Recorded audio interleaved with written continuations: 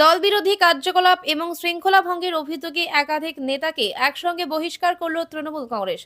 বহিষ্কৃত নেতাদের মধ্যে রয়েছে তৃণমূল অধ্যাপক সংগঠন ওয়েবকুপার সহ সভাপতি মনিঙ্কর মণ্ডল। এছাড়াও তৃণমূলের মাধ্যমিক শিক্ষক সংগঠনের কার্যকরী সভাপতি প্রীতম হালদারকেও বহিষ্কার করা হয়েছে। এছাড়াও যুব তৃণমূলের সম্পাদক পদে থাকা আর এক নেতা তরুণ তিওয়ারিকেও বহিষ্কার করেছে তৃণমূল কংগ্রেস।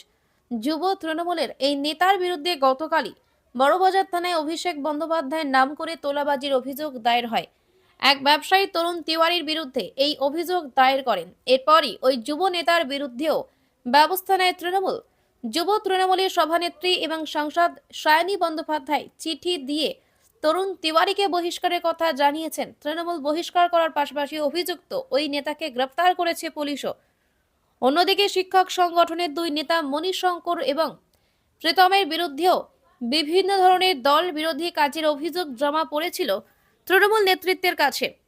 তারপরে এই দুই নেতাকেও বহিষ্কারের কথা জানিয়েছেন দলের শিক্ষা সংগঠনের সভাপতি ব্রাত্য বসু।